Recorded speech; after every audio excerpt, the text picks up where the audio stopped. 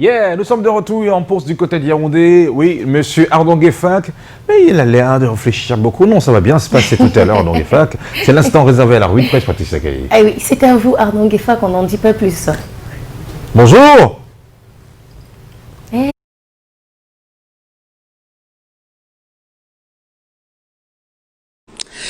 Bonjour Thierry, Carole, bonjour Patricia. Revue de presse, édition de ce jeudi. Voici la première partie en direct de Yaoundé justement.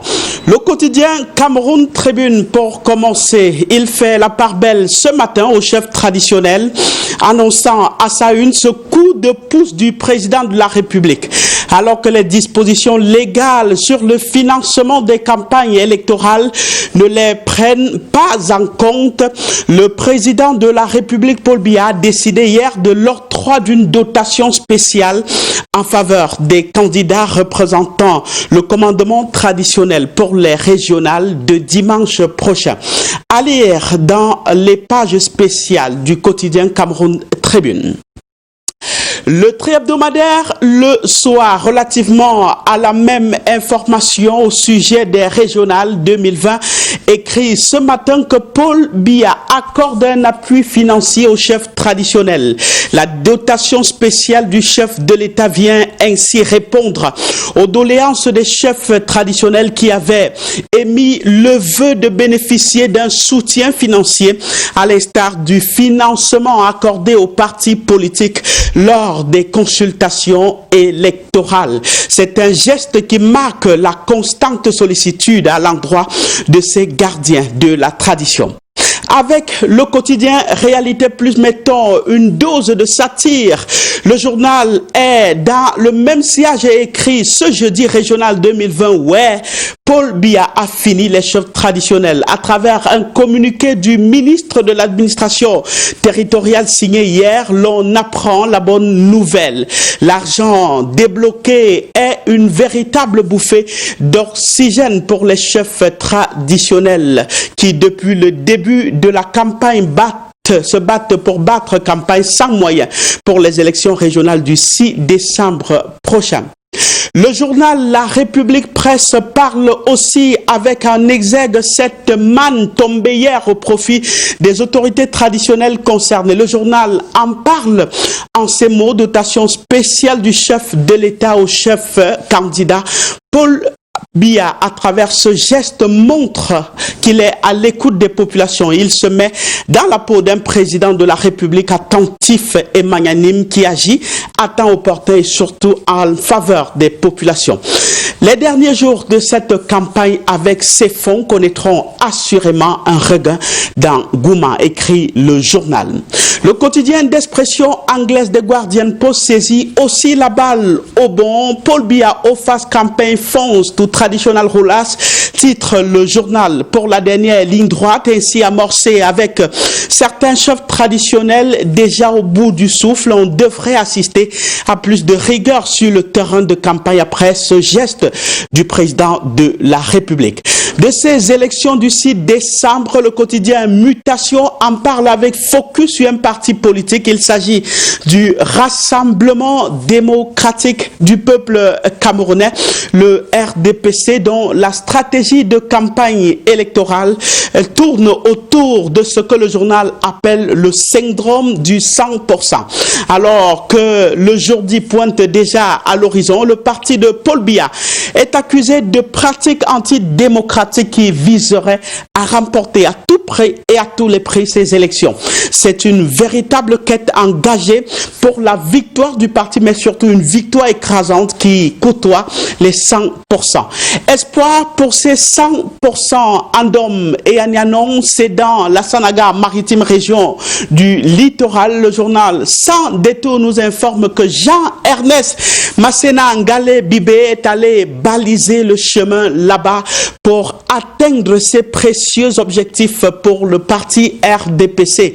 Le président de la commission départementale de campagne pour la Sanaga maritime est dans une stratégie qui place les électeurs et les candidats du 6 décembre prochain dans une ligne d'assurance pour un score impressionnant.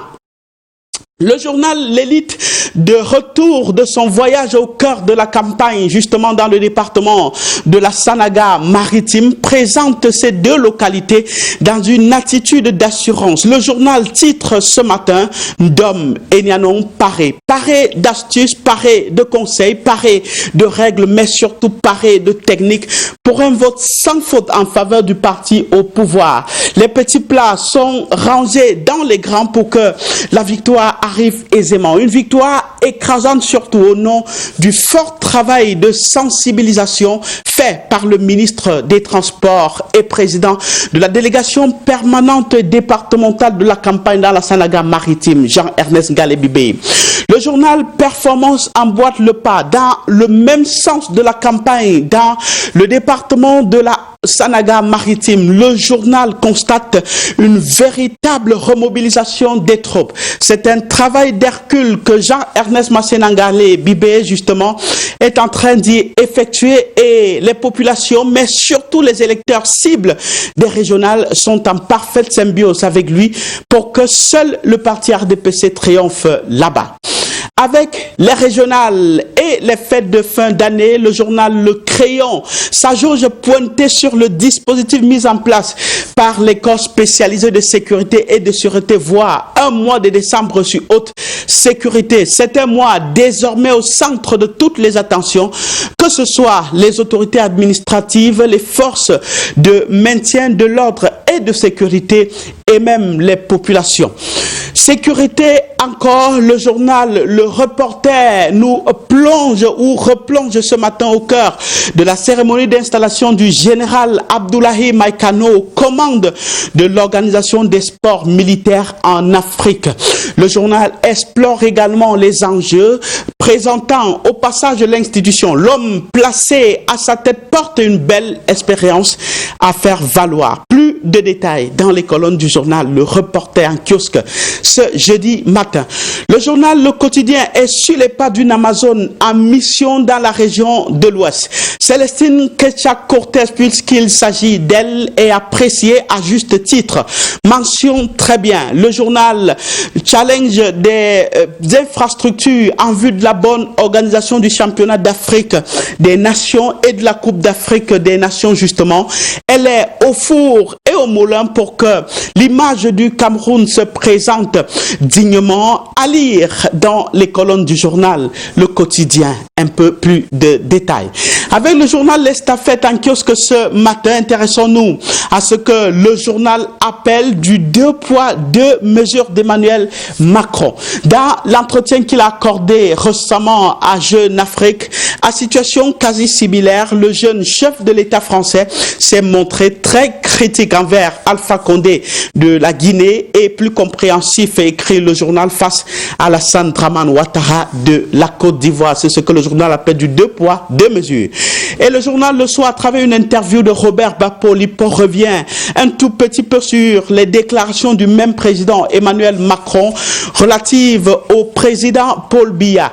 L'un des patrons de l'Union des populations du Cameroun précise justement, parlant des relations entre la France et le Cameroun, que la souveraineté du peuple camerounais est l'absolu.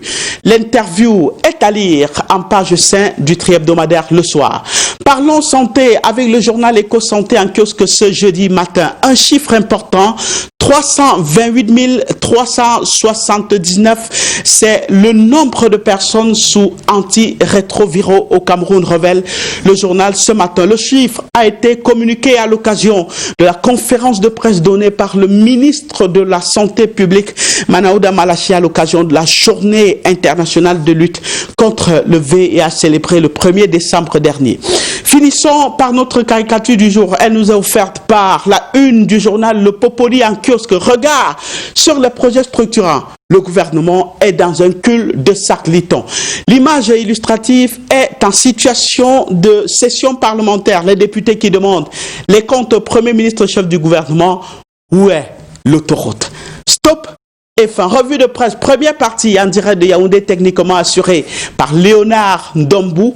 Je vous reviens demain pour la dernière édition. Ne bougez pas, la revue de presse continue en deuxième partie. À Douala avec vous, mon cher Michael Chipkio. Recevez le bonjour matinal de la capitale Yaoundé. Bonjour Arnaud, la suite ici à Douala avec le quotidien Le Messager. Le Messager qui nous parle de cette sortie des chefs traditionnels de l'ouest du Cameroun. Cette autre sortie après celle qui a fait beaucoup de bruit depuis la semaine dernière. Le journal nous parle des manœuvres, les manœuvres justement du ministre des Travaux publics, Emmanuel Ganou Djoumessi. On parle du Messager, Emmanuel Ganou Djoumessi, qui manœuvrerait donc en ce moment pour amener les chefs traditionnels de l'ouest du Cameroun à se dédire. Le quotidien Le Messager qui nous livre en exclusivité la sortie du président du cercle des chefs traditionnels de l'ouest du pays qui durcit le ton. Un message viral circulant sur la toile fait état de ce que le ministre des Travaux publics et chef de la délégation permanente du comité central du RDPC pour les Bamboutos entend briser la dynamique de ce regroupement qui dénonçait le 27 novembre dernier les mots qui minent le Cameroun en général. Cette posture du patriarche est l'expression de sa réaction par rapport à un message. Ce message donc qui circule sur les réseaux sociaux. Le chef du groupement Bamenjo, puisqu'il s'agit de lui dans le département des Bamboutos, et président du cercle des chefs traditionnels de l'Ouest, Maurice Thio, est formel. Leur Majesté, chefs traditionnels de l'Ouest, ont dit ce qu'ils ont observé et il faut que cela soit clair. C'était leur manière d'apporter leur contribution à l'édifice de notre pays, insiste-t-il dans les colonnes du quotidien Le Messager en kiosque ce jour. Le journal nous parle aussi de la réhabilitation de la Société nationale de raffinage et on apprend avec Le Messager ce jour que plus de 150 milliards de francs CFA ont déjà été engloutis en 2 ans dans le projet de réforme de la Sonara emporté par un incendie le 31 mai 2019. La reconstruction de la Sonara, conditionnée par la restructuration de sa dette évaluée à plus de 700 milliards de francs CFA. Le ministre de l'Eau et de l'Énergie, Gaston Elundo Essomba, a donc évoqué la réhabilitation de la Société nationale de raffinage il y a quelques jours devant la représentation nationale à Yaoundé. Écrit Le Messager qui nous parle des questions de santé à sa grande une aujourd'hui et de la crise des insuffisants rénaux en particulier. Le journal évoque une forte odeur de détournement au ministère de la Santé publique entre le 14 mai et le 19 août 2020. Le ministre de la Santé publique a passé un marché spécial de plus de 796 millions de francs CFA pour la livraison de 20 000 kits de dialyse, alors que les centres d'hémodialyse de Bertois, Marois, Boya, Douala et d'autres dans le pays connaissent des dysfonctionnements du fait de la pénurie des consommables. À Douala, par exemple, à l'hôpital général, le professeur Marie-Patrice Allé, chef service d'hémodialyse et son équipe ont toutes les peines du monde à gérer la population des malades d'insuffisance rénale qui augmente chaque jour alors que les équipements et autres générateurs de dialyse ne suivent pas cette tendance haussière ou cette courbe ascendante. Bien plus, plusieurs machines de dialyse sont obsolètes quand le personnel, le cœur pourtant à l'ouvrage, colmate les brèches pour parer au manque de certains consommables dans cette institution hospitalière. Le journal parle également de Marois. Depuis plus de 10 ans, la prise en charge des malades d'insuffisance rénale reste inadéquate et onéreuse malgré la subvention des soins par le gouvernement, les coupures d'eau et d'énergie électrique, des pannes de machines déjà en nombre très insuffisant et la pénurie en kits de dialyse constitue le lot permanent des malades. Les insuffisants rénaux en détresse aussi à Bertois dans la région de l'Est. En l'espace de 7 mois, près d'une vingtaine de malades sont décédés faute de kits d'hémodialyse. La société civile interpelle le ministre de la Santé publique pour une prompte réaction. Autre interpellation, celle du député du Social Democratic Front Jean-Michel Nietzsche dans le quotidien Le Messager publie quelques extraits de l'interpellation ce jour dans ses colonnes et la Nouvelle Expression en fait d'ailleurs sa grande une aujourd'hui. Jean-Michel Nietzsche étale Manaouda Malachi, c'est le titre choisi par le journal de Séverin Tchounke ce jour au sujet de la gestion des fonds dédiés à la lutte contre le coronavirus au Cameroun, également de la prise en charge des malades d'insuffisance rénale, aussi la construction des centres de prise en charge des malades contre le Covid-19 au Cameroun. Jean-Michel Nithieu, dans une lettre ouverte que le quotidien La Nouvelle Expression publie en intégralité ce jour, interpelle le ministre de la Santé publique, lui qui regrette d'ailleurs d'avoir pas eu l'occasion de l'interroger sur ces questions à l'Assemblée nationale parce que le chef du département ministériel de la Santé ne s'y est pas pointé, lance dans cette lettre ouverte que Manaouda Malachi est à la tête d'une association de malfaiteurs. Il parle de ces kits de dialyse qui sont en manque dans les hôpitaux. Pourtant, des commandes ont été passées pour la question. Des commandes ont été passées. Le marché a été passé justement. Et les kits d'ailleurs livrés. Mais comment expliquer que jusqu'ici on parle de décès des insuffisants rénaux à cause du manque de kits de dialyse dans les hôpitaux? Jean-Michel Nithieu revient aussi sur la gestion des fonds Covid en disant qu'en 3 mois entre le 14 mai 2020 et le 19 août, le ministère de la Santé publique a passé des marchés spéciaux d'un montant de plus de 50 millions de francs CFA sans aucune traçabilité au sujet de la gestion des fonds de Covid. Il revient aussi sur les travaux de restructuration de l'ancien bâtiment Orca, un centre spécial de prise en charge des patients Covid-19 pour près de 561 millions de francs CFA, de la Middle Farm Stadium de Limbé, le stade municipal de Boya, stade militaire de Yaoundé, stade Mbapelepe à Douala et bien d'autres centres. Jean-Michel Nithieu, avec des éléments chiffrés, interpelle donc le ministre de la Santé publique et de toute son interpellation, il appelle le ministre à apporter des clarifications. Il parle justement des charges de prise illégale d'intérêt, de conflit d'intérêt, de corruption et de détournement de deniers publics qui pèsent suffisamment contre les collaborateurs de Manaouda Malachi et lui. Quand de telles charges s'accumulent de façon flagrante, lance-t-il, il n'est plus digne d'occuper sa fonction de ministre. La salubrité publique impose la démission. Il est inadmissible de profiter de la détresse des Camerounais pour s'enrichir. C'est ignoble, conclut Jean-Michel Nithieu dans les colonnes de La Nouvelle Expression en kiosque aujourd'hui. On parle aussi de littérature à l'oreillette gauche du quotidien La Nouvelle Expression qui parle de Djaili Amadou Amal qui l'a finalement eu. Elle a reçu hier 2 décembre le prix Goncourt des lycéens 2020 pour son roman Les Impatientes. L'écrivaine succède ainsi à Karine Tuile, lauréate de l'édition précédente, récompensée pour le roman Les Choses Inhumaines. Et dans son bouquin Les Impatientes, la romancière camerounaise décrit dans son style une société patriarcale qui brise les femmes. Elle décrit encore le mariage précoce et forcé comme l'une des premières violences, le viol conjugal qu'on ne veut pas reconnaître comme tel et les violences physiques et enfin la polygamie comme une violence morale. La romancière s'investit alors à montrer à quel point les femmes sont victimes et reproduisent de manière inconsciente ces violences autour d'elles, écrit le journal La Nouvelle Expression en kiosque aujourd'hui qui parle aussi d'éducation et se demande où est passé le forum de l'éducation au Cameroun annoncé depuis 4 ans. Il n'en est rien jusqu'à présent et pourtant le système scolaire actuel croule sous le poids de nombreux dysfonctionnements et en termes de dysfonctionnement, le journal relève encore cette question d'école à mi-temps, une pratique qui donne de l'insomnie aux enseignants. Une analyse faite par l'ONAPED démontre que les établissements pratiquant le système de mi-temps rencontrent de nombreuses difficultés et autres conséquences sociales négatives. Ce travail fait par cette organisation ressort plus en détail que l'augmentation du nombre de divisions aggrave les contraintes structurelles sur les établissements scolaires, infrastructures d'accueil insuffisantes, déficit criard en personnel enseignants et d'encadrement, déficit en table-banc, les recrutements de nouveaux contingents d'élèves dans ces établissements a cru considérablement des effectifs déjà pléthoriques dans ces établissements. Le journal met aussi en exergue ces conséquences sociales négatives de ce système d'école à mi-temps dans ses colonnes ce jour. Le Cameroun matin,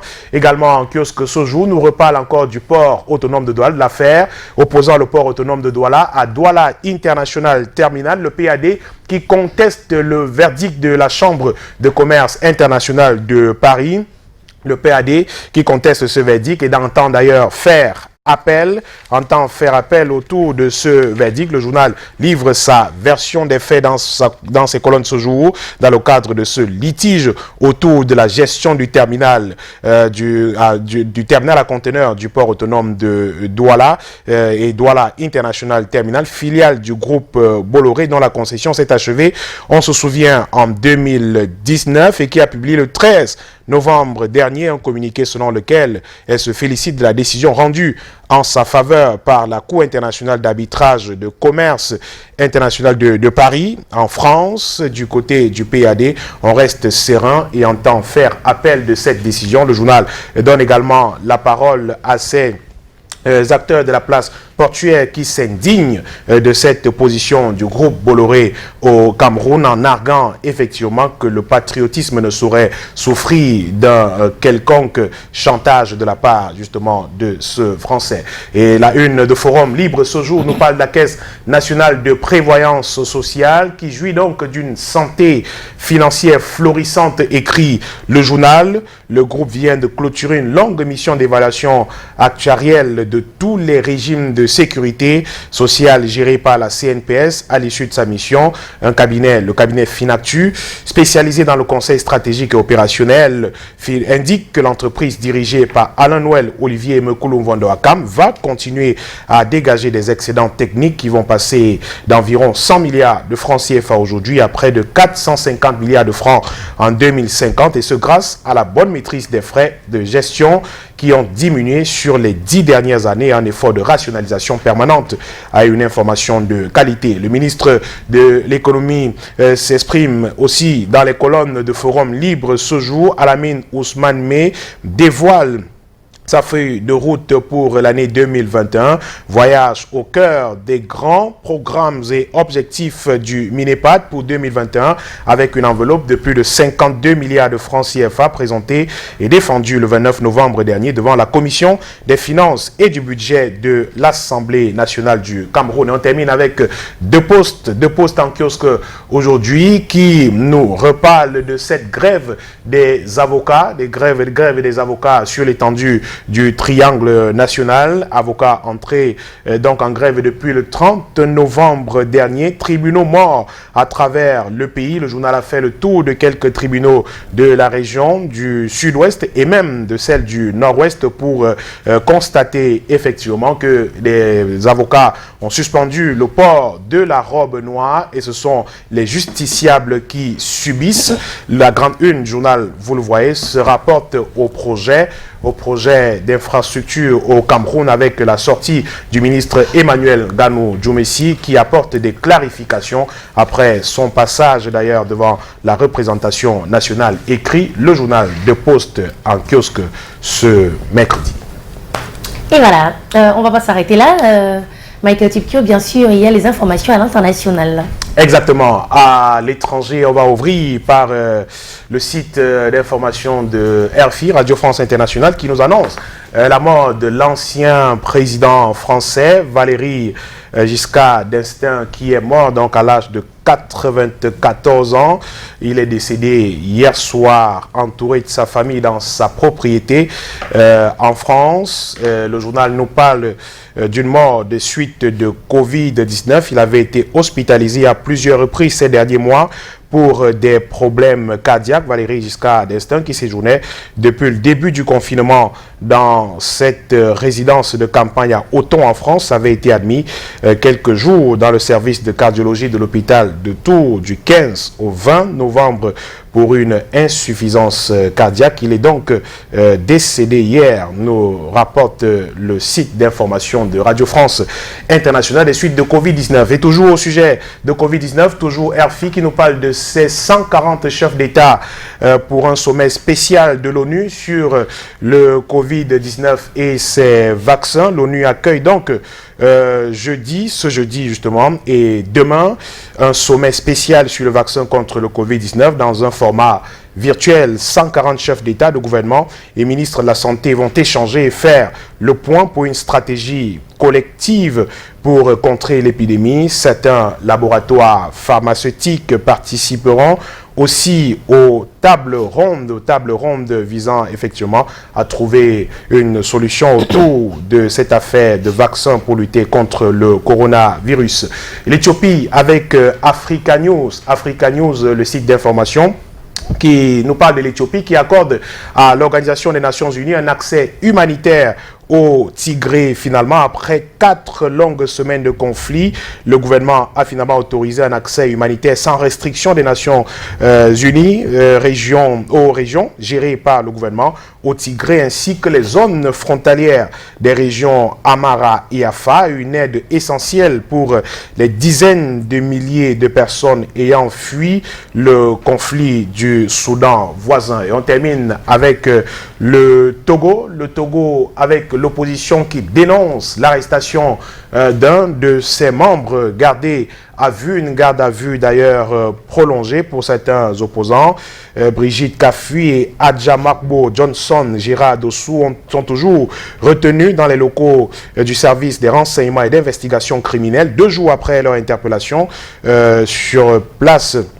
Le journal Africa News qui revient donc sur les raisons de cette interpellation ainsi qu'il parle de cette levée de boucliers observée dans le pays, des membres de l'opposition qui dénoncent cette pratique du pouvoir togolais en place. Merci Michael Tipkio. Patricia Keyi, ce matin recevait le double bonjour. Oui. Sentez-vous honoré et salué par leur majesté, la majesté Méké Michel du côté du village Ngala.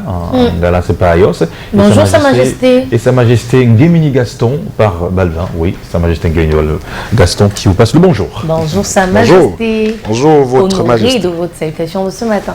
On leur fait une page de pub.